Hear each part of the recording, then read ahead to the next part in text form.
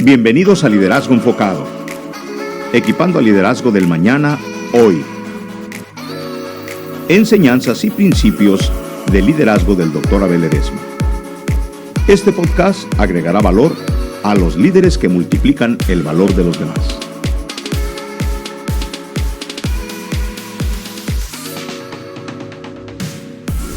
En este episodio, el Dr. Abel Ledesma comparte el tema En lo que se enfoca, se expande, grabado en las sesiones en línea de Liderazgo Enfocado.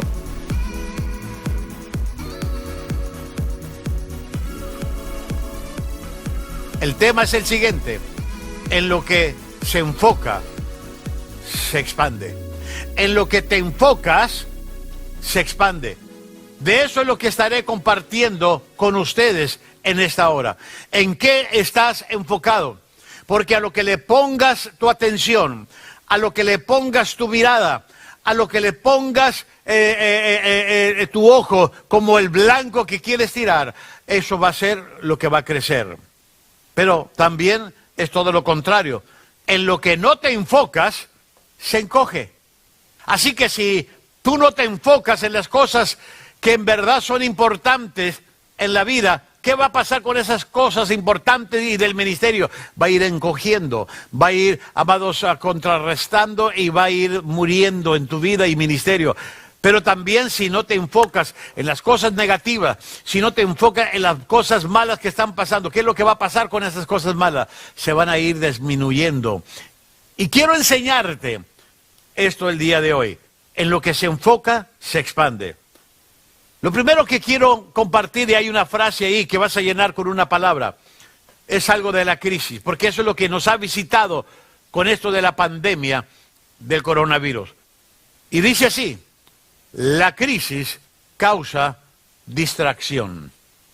Lo que nos ha llegado como país, lo que nos ha llegado como ministerio e iglesia, es una crisis a todo. Y esa crisis ha causado en nuestras vidas, en nuestro rumbo, en nuestra jornada de ministerio, una distracción. La palabra distracción significa acción y efecto de distraer, o he perdido el camino, o perdí mi enfoque. Cuando llegas al punto de la distracción, pierdes tu camino, pierdes tu enfoque. Amados, así que la crisis, eso es lo que ha causado. La palabra distracción se divide en dos palabras: dis y tracción. Tenemos que cuidar ese mover en nosotros. Tenemos que cuidar cómo vamos a trabajar. Mira, aquí hay dos palabras que voy a dejarte y están en tu bosquejo: tracción y distracción. Por ejemplo, tracción es el mover hacia adelante. Hay una fuerza. Hay algo que te está jalando, que hace fuerza contigo para mover hacia un lado.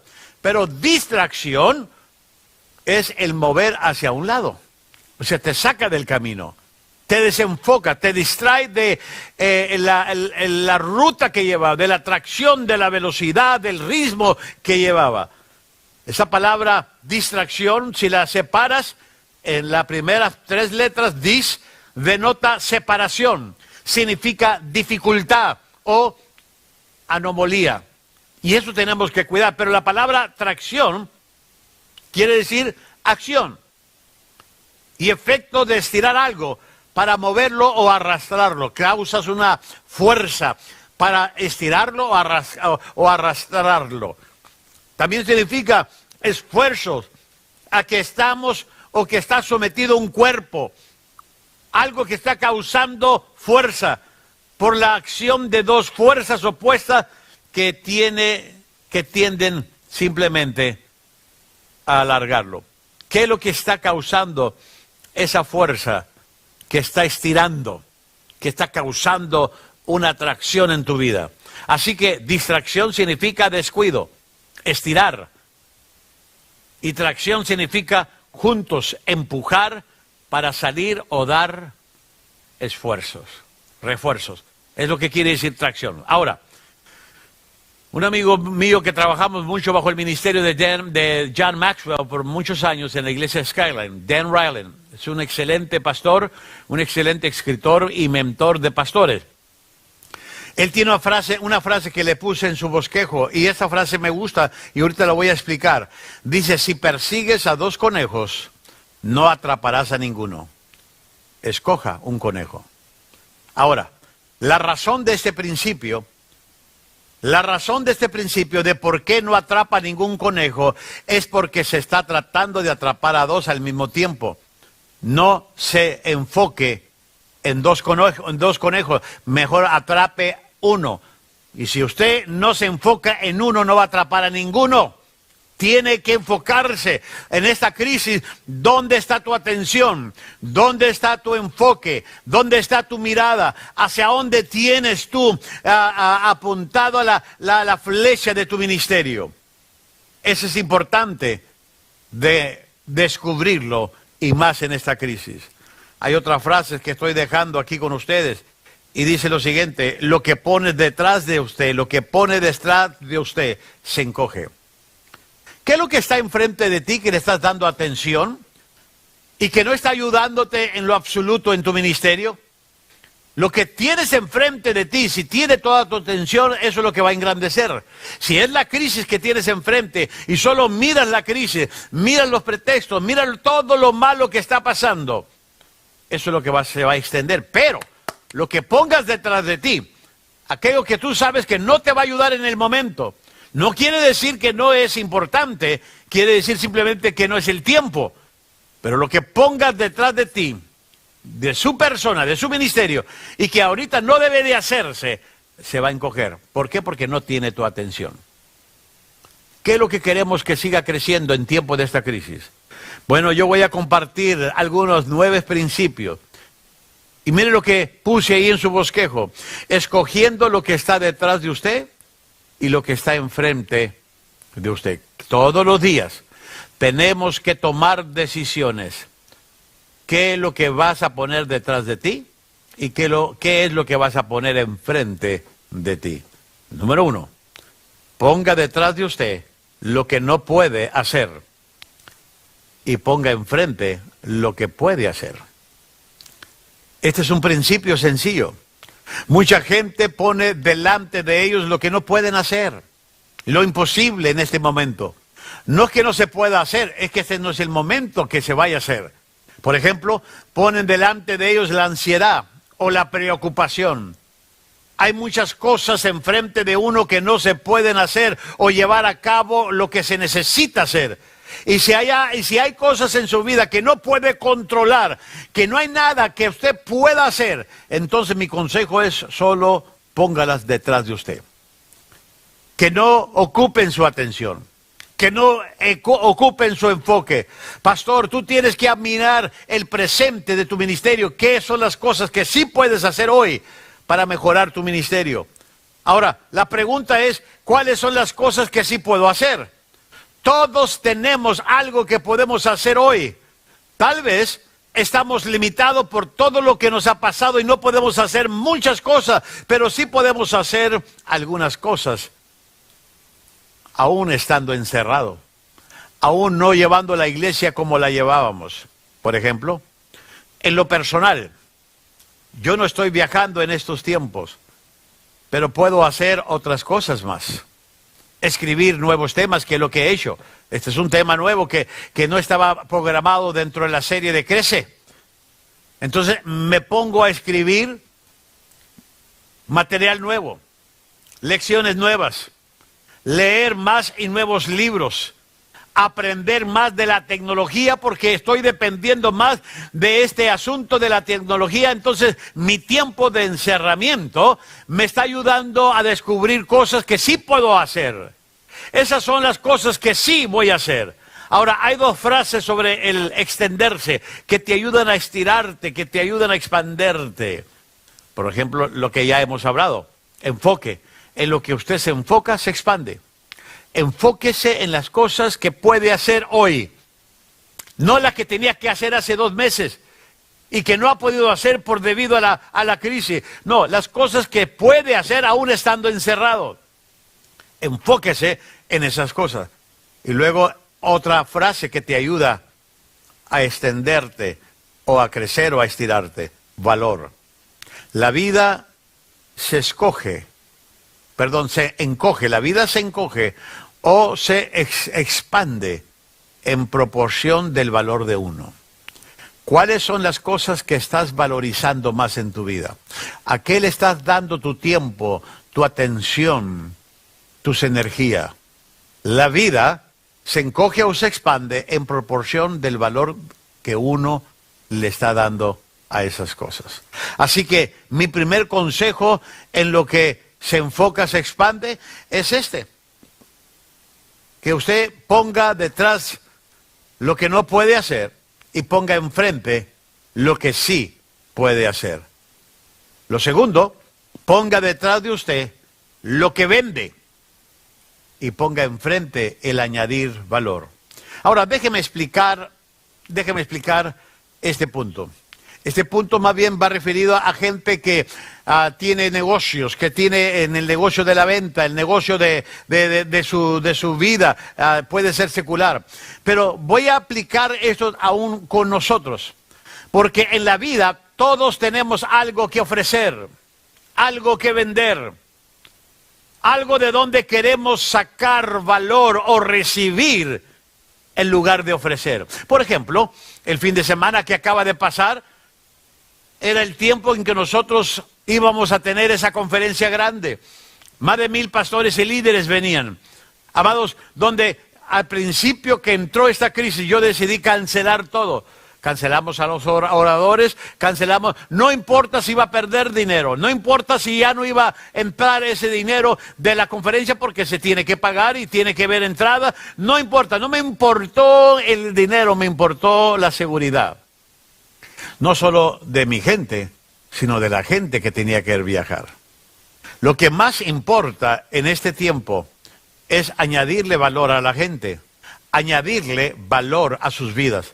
Lo más importante es ofrecer apoyo, ofrecer ayuda, ofrecer seguridad, ofrecer estabilidad.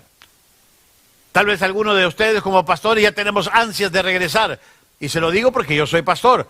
Pero ¿será el tiempo de regresar? ¿Y por qué queremos regresar?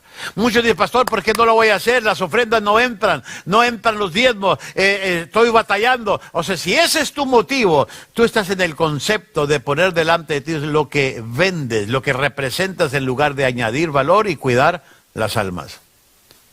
Hay una frase que les dejo en este punto. Los líderes deberán desear más para su gente que de su gente.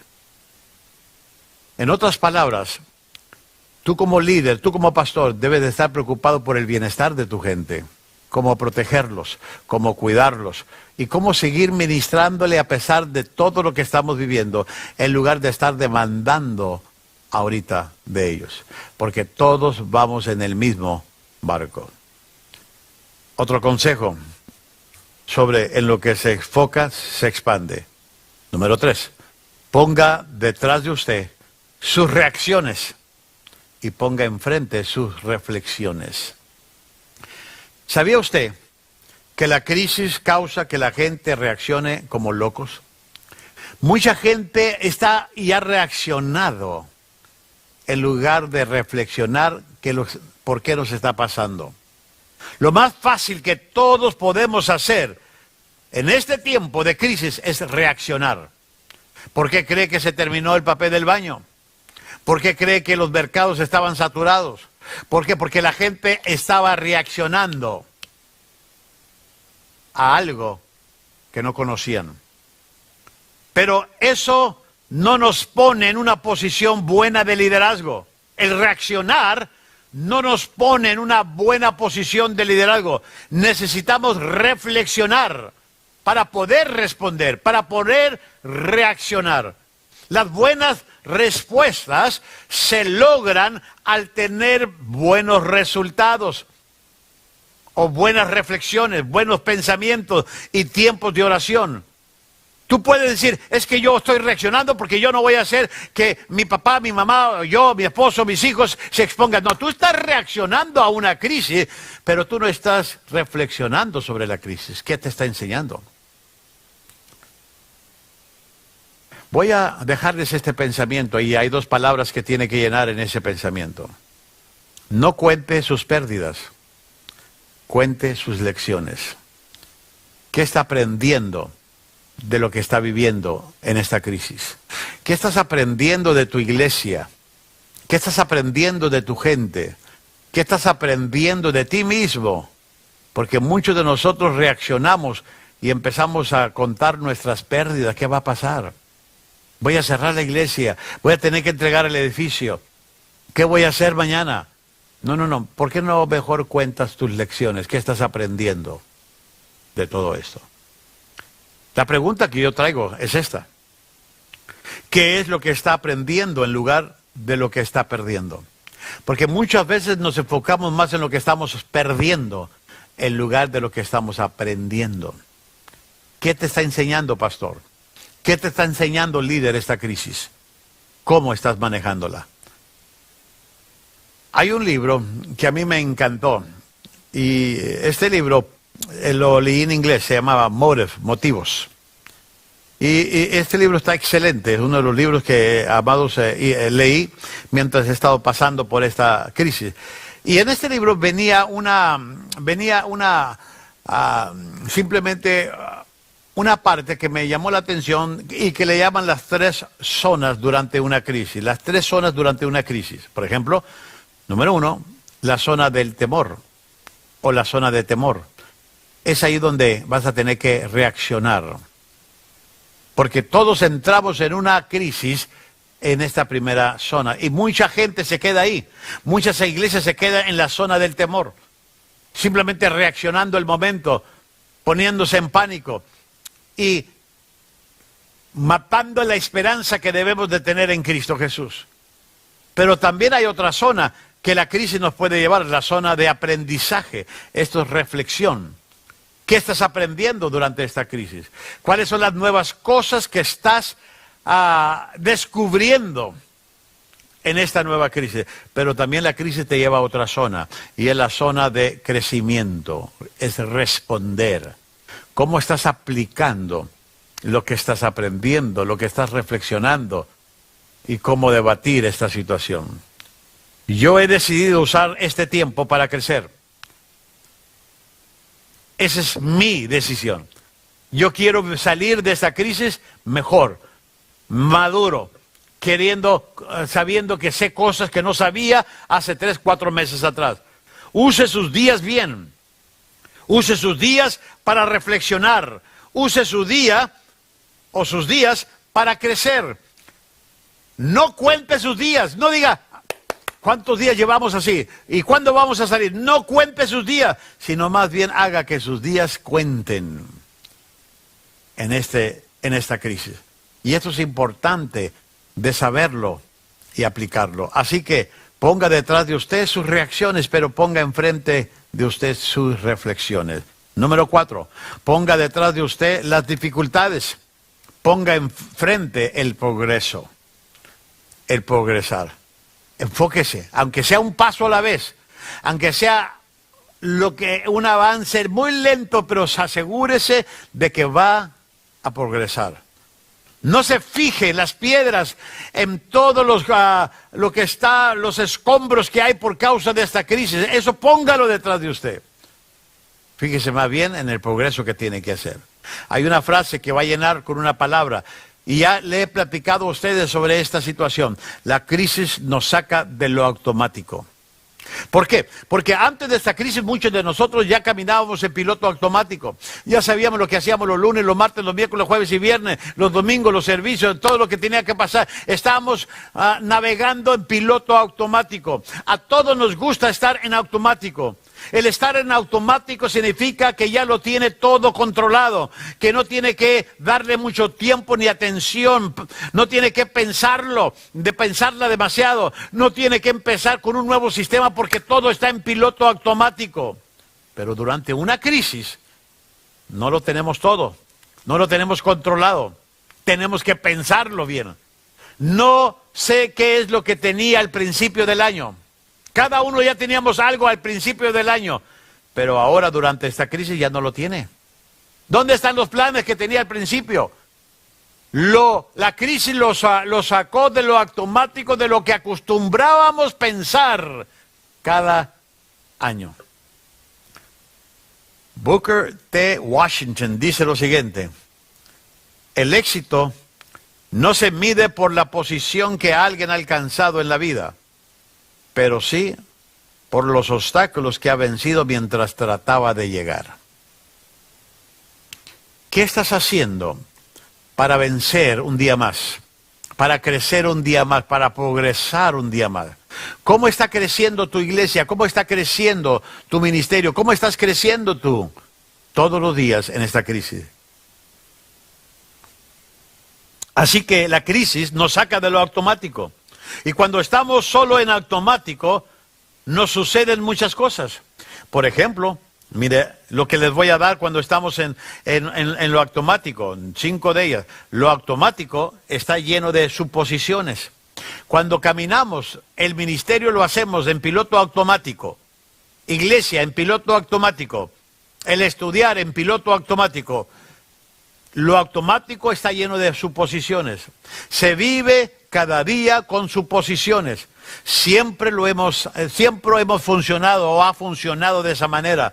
Siempre lo hemos hecho de esa manera. Así que siempre va a ser de esa manera.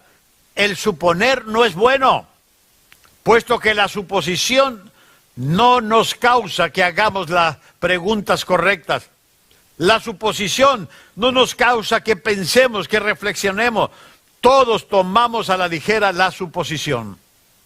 Por eso lo automático está lleno de suposiciones. Hacemos las cosas porque asumimos que así se deben estar haciendo, porque siempre lo hemos hecho. Por eso no nos gusta que se nos saque de lo automático.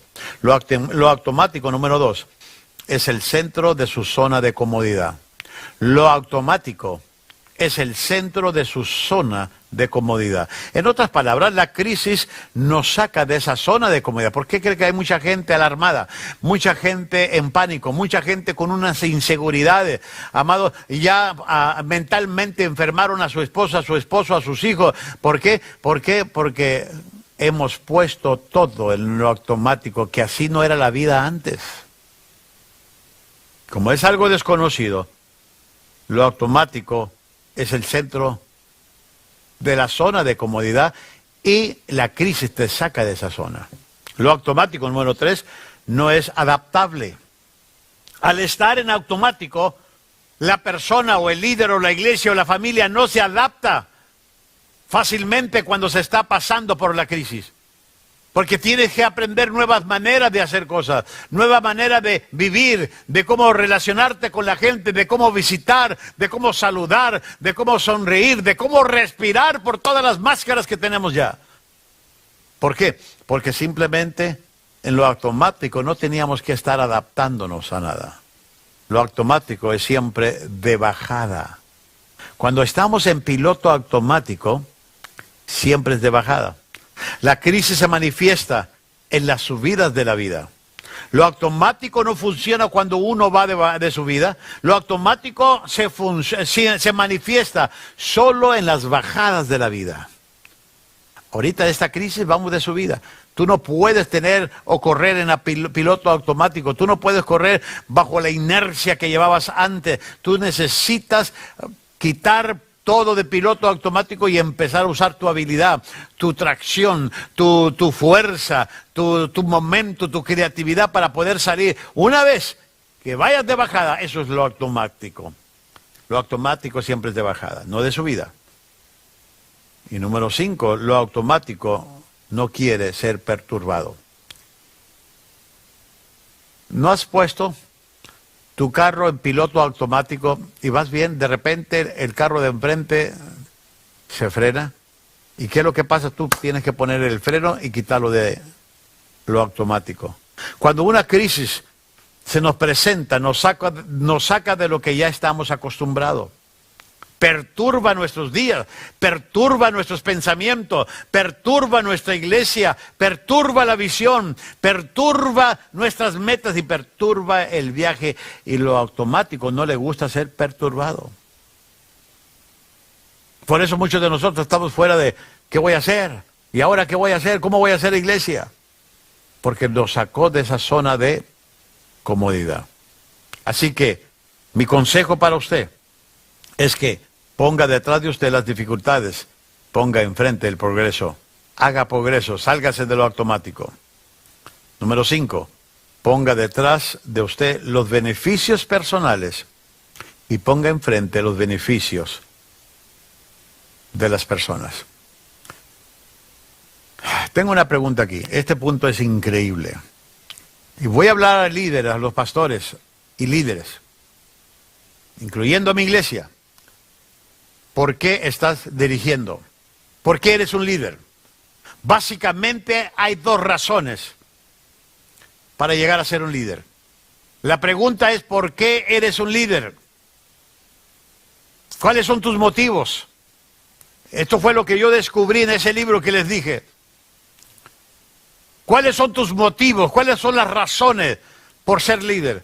Solamente hay 2. Número 1, por la recompensa. ¿Sabe? Muchos líderes, muchos pastores, si la persona está siendo dirigido por la recompensa, porque le van a dar un asiento especial, un estacionamiento especial, un nombramiento especial, un lugar especial, entonces durante una crisis esa persona no hará acto de presencia. ¿Por qué? Porque no hay recompensa en una crisis, hay trabajo.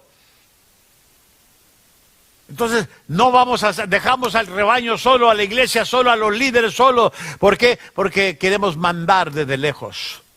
Porque no hay reconocimiento, no hay recompensa. Y si tú y yo estamos dirigiendo a base de recompensas, entonces tus motivos de ser líder ya están definidos. El otro motivo no es la recompensa. Número 2, por la responsabilidad. Ahora, si esa es la razón, entonces es durante el periodo de una crisis que esta oportunidad llega a ser grande, porque para esto nació y para esto llegó a ser líder. Esto es servir a la gente. Escúchame, pastor, escúchame, líder, escúchame, iglesia, Centro Familiar Cristiano. Este es tu tiempo de brillar asumiendo responsabilidad. No más pongas a la gente a trabajar, no más delegues. No, tú tienes que estar con ellos. Y hay muchos líderes que más se la pasan dando órdenes, diciendo, haz lo que yo te digo, pero no hagas lo que yo hago. ¿Cuáles son tus motivos? En la crisis se demuestra por qué está. Mira, de nada te sirve una lección más si no estás dando ejemplo. De nada te sirve hablarle a tus líderes si no lo demuestras con tu vida. Tienes que aprender, ser responsable. Mira, hay una ventaja del liderazgo. Déjame darte la ventaja del liderazgo. Ahí lo tienes. El líder ve más y antes. Tú tienes como líder ver más el panorama, más amplio, más situaciones y puedes ver antes que los seguidores. Esa es tu ventaja. Por eso a veces líderes toman ventaja, manipulan el sistema, manipulan a la gente, porque toman ventaja de la gente. El líder tiene una ventaja, ver más y antes. Así que la pregunta para irme al siguiente punto es esta. ¿Quién se va a beneficiar de su ventaja como líder?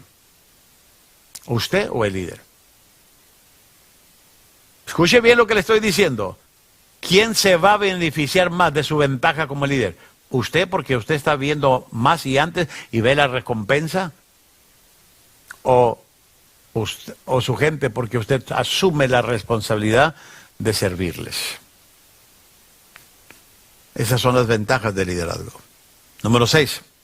Ponga detrás de usted lo que era y ponga enfrente lo que puede llegar a ser. La pregunta clave es la siguiente. ¿Al final de esta crisis llegará a ser mejor o peor?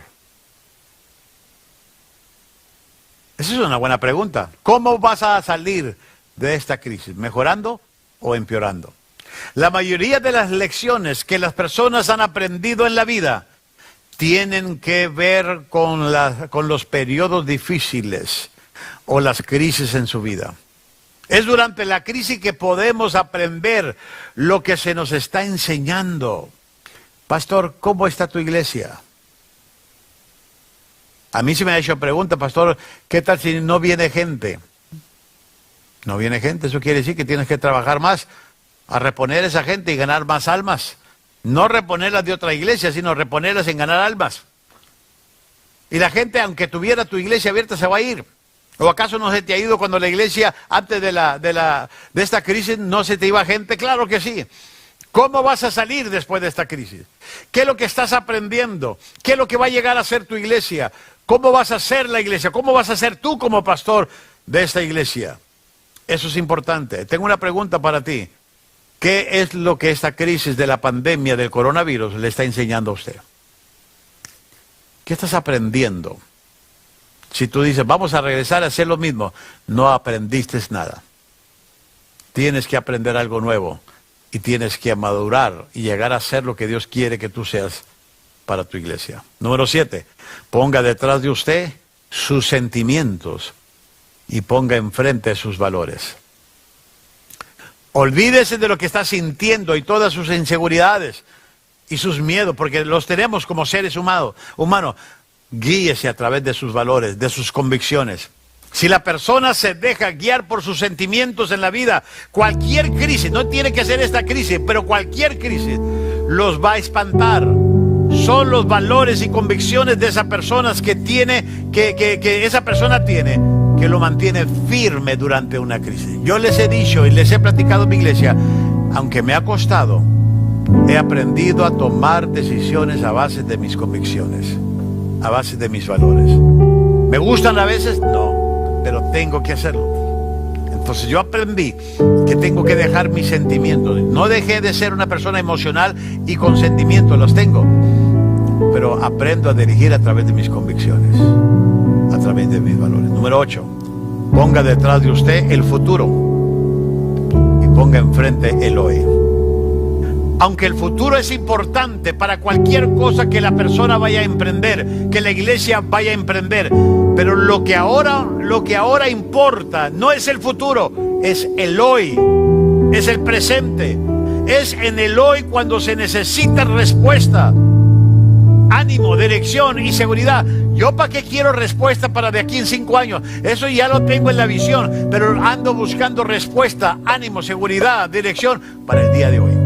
Porque tengo que aprender a llevar a mi iglesia y a la gente de la iglesia por caminos y aguas turbulentas que nunca había viajado. El hoy me importa más en esta crisis que el futuro. No estoy diciendo que el futuro es importante.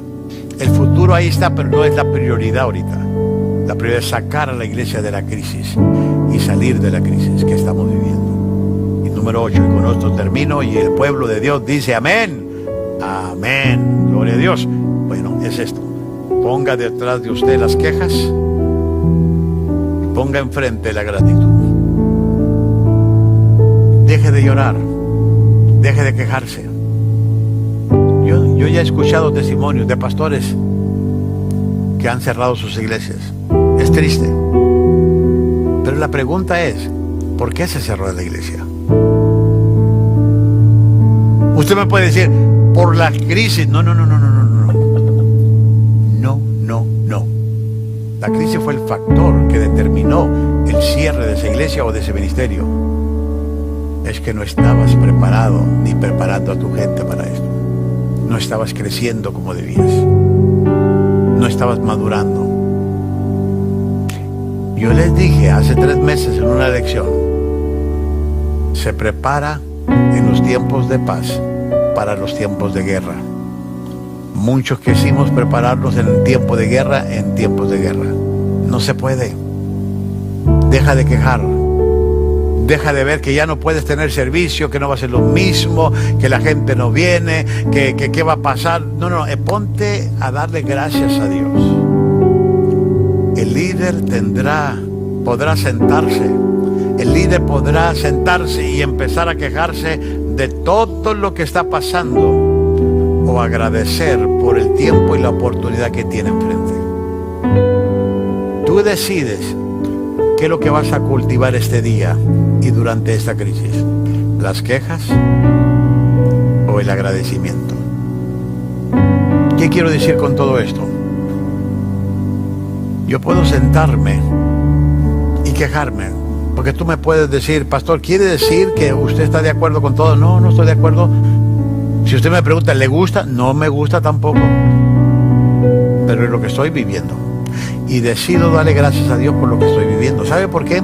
Porque cada día que pasa es un día más que me estoy acercando al final. Y que Dios me ha guardado, que Dios me ha cuidado, que Dios ha cuidado a la iglesia. Decido ser agradecido con Dios y enfocarme en el agradecimiento que enfocarme de lo que he perdido o estoy perdiendo. Tú tienes que enfocarte en las cosas correctas de esta crisis. ¿Por qué? Porque en lo que se enfoca, en lo que se va a extender, en lo que se va a expandir, en lo que se va a estirar. Por eso, como líder, tú llevas la delantera. Tienes que pensar primero, orar primero, reflexionar primero, agradecer primero que todos los demás. Que tu gente vean que tienen un líder consciente de la situación, pero buscando soluciones para el día de hoy. Oremos. Padre, en estos momentos te doy gracias porque tú nos has enseñado a través de esta palabra, a través de este consejo, a través de estos principios, a enfocarnos correctamente. Y Dios, en estos momentos yo quiero poner a tu iglesia, a tus líderes que estamos pasando por esta crisis en tus manos. Yo declaro tu bendición sobre cada iglesia, sobre cada pastor y cada líder.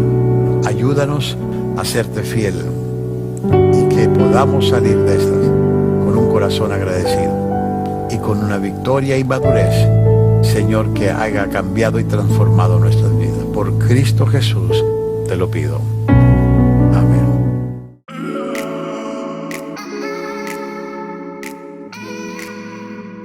Gracias por escuchar el tema En lo que se enfoca, se expande. La próxima semana, el Dr. Ledesma estará compartiendo un episodio fuera de serie. Te esperamos. El deseo de Liderazgo Enfocado es que aproveches al máximo este recurso, suscribiéndote a este podcast, y de igual manera, te animamos a suscribirte a nuestra página de YouTube y compartas esta lección con otros. Y por último, visita liderazgoenfocado.com para obtener más información sobre el Dr. Abel Ledesma. Gracias por escuchar el podcast de Liderazgo Enfocado, equipando al liderazgo del mañana hoy.